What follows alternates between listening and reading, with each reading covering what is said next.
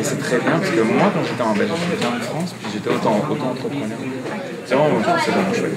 De ne pas avoir, comment dire, quelqu'un au-dessus de toi qui te dirige artistiquement. Es-tu d'accord que c'est plus dur?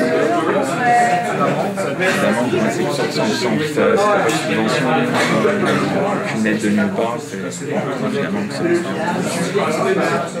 Oui, je pense que ça prend beaucoup de courage parce que de nos jours, les jeux, les créateurs de jeux, ils ont beaucoup de budget pour produire leurs jeux. Puis c'est souvent des thèmes qui sont déjà connus, comme Game of Thrones. Donc c'est sûr que ça prend quelque chose pour percer le marché, se faire connaître. Et je pense qu'une fois que c'est fait, les gamers sont vraiment intéressés à ça parce que c'est le fun de découvrir d'autres choses, des affaires qui ne sont pas du pré-marché ou qui sont de l'ordinaire.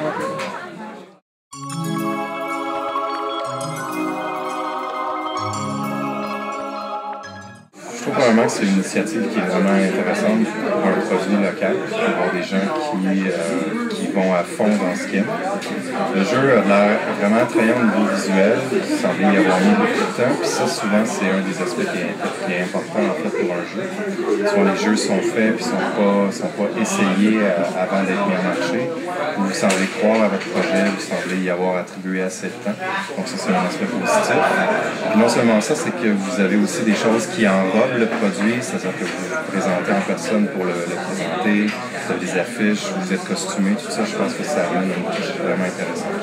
Ben, moi, c'est ce qui s'est dégagé, c'est sûr que là, vous êtes arrivé avec une machine à fumer, avec des lasers, ça met une ambiance quand même assez intéressante, évidemment, dans la place. Puis le fait, en fait, que les gens ont eu une réponse positive, c'était moi, de l'extérieur, même si j'ai pas essayé les jeux, j'ai pu voir un peu la réponse des gens. Les gens, ils venaient quand même avec curiosité voir c'était quoi le produit, etc. Je trouve que c'est quelque chose de franchement intéressant. J'ai trouvé que c'était un jeu très original, avec beaucoup de potentiel. Puis, il y a très belle fluidité aussi, les règlements sont pas trop compliqués, que ça reste à un public à tous les âges. Ça prend pas nécessairement beaucoup de connaissances dans les jeux pour pouvoir comprendre les mécaniques, tout ça.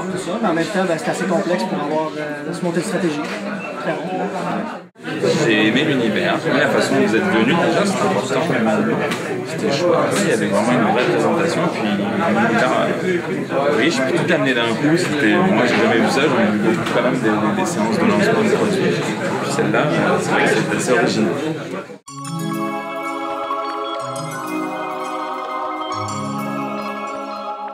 Moi, souvent, le monde va essayer de porter des étiquettes sur des affaires qu'ils connaissent déjà. Mettons que c'est un jeu de cartes, essayer de faire des références avec d'autres jeux de cartes. Mais sans l'avoir joué, tu peux pas vraiment justement savoir c'est quoi les avantages et les inconvénients du jeu. Mais comme exemple, mettons que votre jeu de cartes compare à un autre jeu de cartes qui est super populaire comme Magic. Là, il va dire dans Magic il y a ça, dans lui il l'a pas.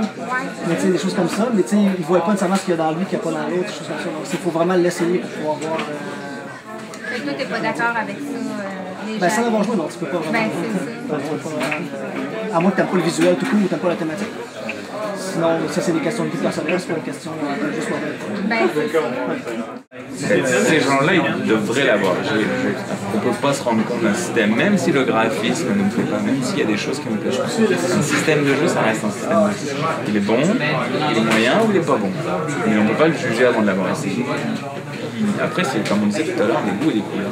Un système de jeu qui me convient moi va peut-être pas convenir à tout le monde. C'est ça dans le jeu de société qui est plaisant, dans le jeu de cartes, dans les living card games comme vous faites ici. Ce qui est plaisant, c'est qu'on a plusieurs types de jeux. C'est ça, je suis bien placé pour justement avoir une position puisque je n'ai pas essayé le jeu. Je pense qu'à partir de ce moment-là, c'est un peu difficile de prendre position.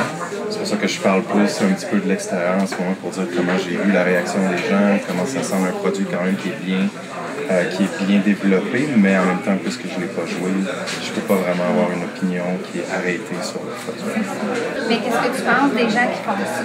Parce qu'il y en a, hein, dans un repas, là, c'est sûr que j'ai l'impression que ces gens-là devraient prendre le temps d'essayer le jeu avant d'avoir une opinion qui est arrêtée, parce que ne serait-ce que moi, comme vendeur, après 6 ans d'expérience ici, je suis jamais bien placé non seulement pour vendre un jeu ou le conseiller tant que je ne l'ai pas essayé.